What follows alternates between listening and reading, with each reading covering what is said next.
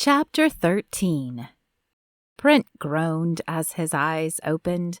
His left side burned as if on fire, and his throat was scratchy and parched. "Good morning. How are you feeling?"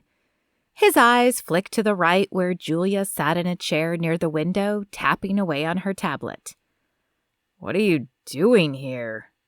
Brent's voice was quiet, as the mere act of breathing sent a shooting pain racing across his chest. "You think I'd stay in Houston with my best client in the hospital?" "Ugh, did the doctors tell you what happened? Because I'm pretty sure I broke a rib." He reached over to find bandages wrapped around his chest. "Do you not remember the accident?" Julia lowered the tablet and leaned forward, concern evident in her eyes. Brent smirked and tried not to laugh. "Relax. I remember the accident. I was asking if you knew the extent of the injuries." "Are you worried about the next movie?" Julia asked, raising an eyebrow as she leaned back in her chair. "That is on my mind, but more importantly, I need to see a girl and tell her I care for her. I was on my way back to Soda Spurs before the accident." "Brent, you need to get back to Houston. The studio wants an answer on the script." Brent opened his mouth to speak, but Julia held up her hand, cutting him off. "I know you stated you wanted something different, but the money on this one is worth it. If you want to try something different after it, you can. But you should finish the Night Ranger series. I was going to call you and tell you to come back by Wednesday, but then I got the call about your accident." "Julia?" Brent's words came out forcefully enough that Julia shut her mouth and stared at him. "I'll be happy to go back with you, but not before I tell Sam how I feel about her." Julia's face fell, and her fingernail tapped against the tablet in an unconscious gesture. "Sam wouldn't happen to be a petite brunette who fixed your car, would she?" Hope flooded Brent's body, masking the pain for a moment, and his eyes flicked left, hoping to catch a glimpse of Sam. "Yes, that's her. Is she here?" A grimace crossed Julia's features as her lips mashed together, and her fingers stopped tapping and began tracing an imaginary circle on the screen. "We had breakfast together, and she seemed really nice. But when it was finally visiting time, she left in a hurry. Said not to tell you because you probably wouldn't even remember her." That didn't sound like Sam at all. "What did you say to her?" Brent grunted as he struggled to sit up, but the angry pain seared through his body. With a grimace, he fell back the few inches he had managed. Julia's bottom lip folded in under her teeth and her eyes slid to the floor. "I may have mentioned Trisha coming to see you, and my suspicion that she was pregnant since she was so adamant to see you. Is she?" Julia leaned forward again, eyes wide as if sharing a juicy bit of gossip. Irritation replaced the hope that moments ago had surged through Brent. "No, she isn't, and I can't believe you told her where to find me. She showed up at the cabin as if we'd never broken up, and she thought she could just waltz in and hang out. There was nothing important to tell me. She simply wanted to sit around the cabin and suck up my energy." Julia's eyes widened and her hand covered her mouth. "Brent, I am so sorry. I'll help you fix it, I promise." "If it is fixable." He relaxed against the pillow as defeat took hold. Sam's last boyfriend had cheated on her. Would she really believe he wasn't doing the same thing? He would need a grand gesture to convince her. "Ah, good. You're awake." Brent swiveled his head to focus on the unfamiliar male voice. A short man with a receding hairline and a white lab coat stared back at him. "I'm Dr. King. Tell me, can you remember the accident?" "Yeah, some guy on his cell phone plowed through his stop sign and hit me. How bad are my injuries?" You have a broken rib. That will be painful, but I'm not terribly worried about it. However, you were unconscious when you arrived, and you had a concussion, which is why we kept you here overnight. Well, I'm awake now, and other than the pain in my ribs, I feel fine. So when can I get out of here?" Dr. King blinked and made a tisking sound. My. Someone's in a hurry. Do you have some place you need to be?" "Yes." Brent shot daggers Julia's direction. "I need to go convince a girl I'm not about to be a father." The doctor looked from Julia to Brent and back again before shrugging and holding up his hands in a none-of-my-business gesture.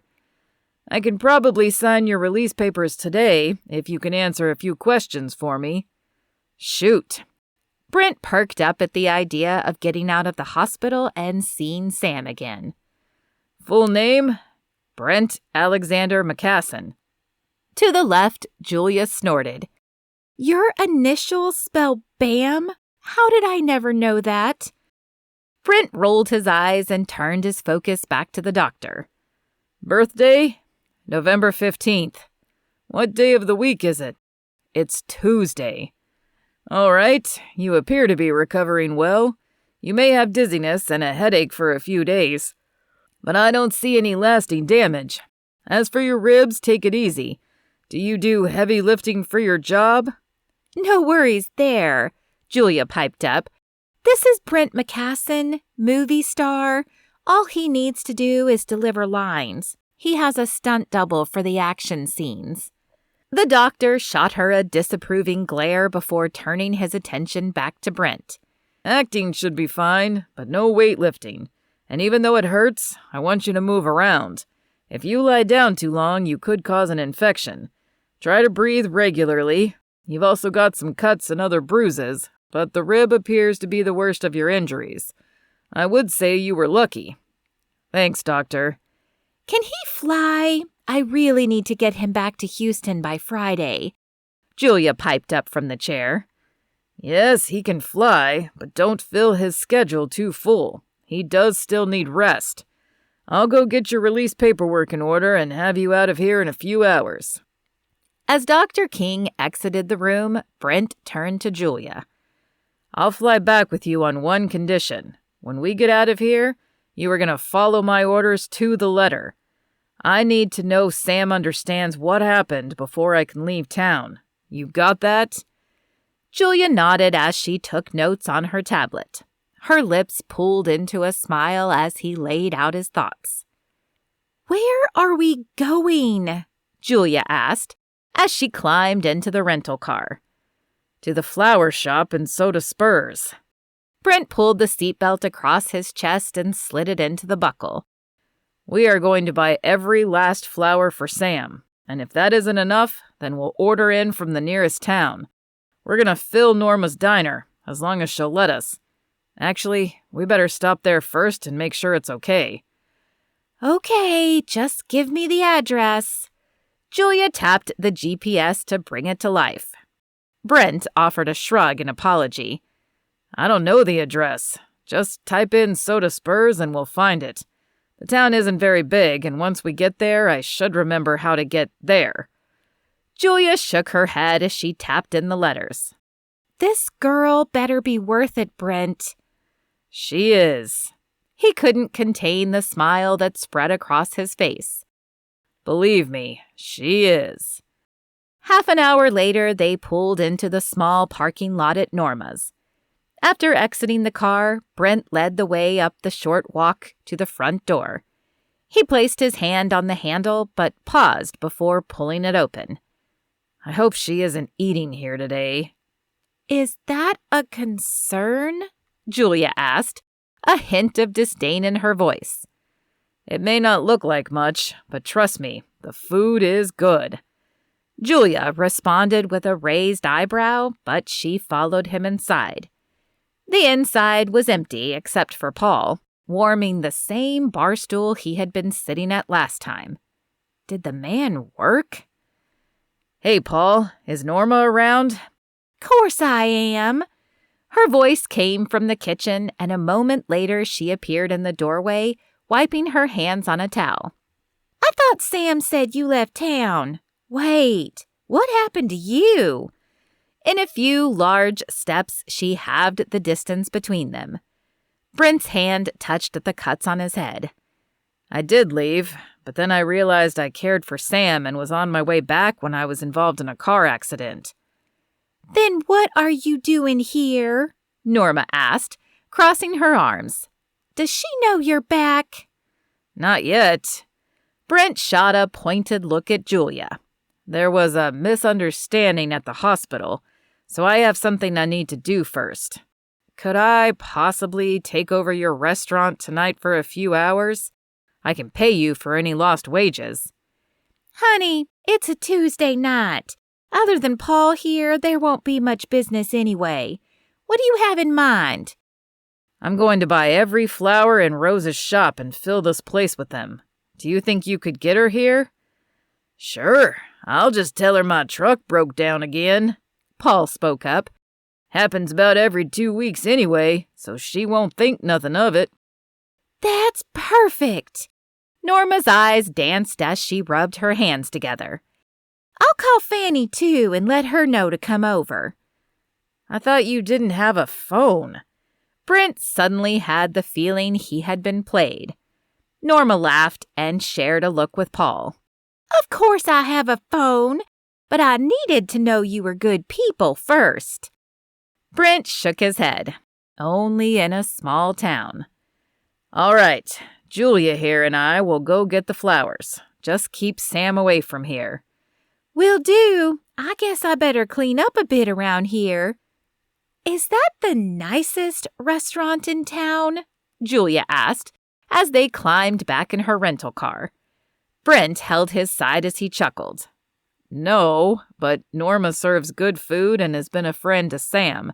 I'd rather surprise her here. I guess. Julia did not sound convinced as she started the car. Which way now? Brent navigated the few streets to the town flower shop. The bell jingled above the door, announcing their entrance as they stepped inside. Rose, a petite redhead, glanced up from the front counter. Hi, how can I help you? I'm not sure you remember me, Rose, but I was with Sam Jenkins this weekend. Rose's eyes widened in recognition. Of course, I thought you looked familiar. Are these all the flowers you have? Brent glanced around the store. He wasn't sure if these would even be enough. No, there's more in the back in refrigeration. Rose's words were slow and hesitant. Why? I need all of them. Every flower you have, arranged and brought over to Norma's by 6 p.m. That's only a few hours from now, Rose stammered. Then hire some help. Money is no object. Rose blinked at him. You're talking thousands of dollars, and that's just in flowers alone. Brent nodded. That's fine. I'll leave you my credit card information and you can give the final copy to my agent Julia here. Julia, meet Rose. Rose, Julia. The two women exchanged a small wave. Okay, let me see who I can get to come help me, Rose said. It may take me a minute to go through my contacts. We'll be here. Brent flashed her a smile as Rose shook her head and picked up the phone. Lucky Sam, she mumbled under her breath.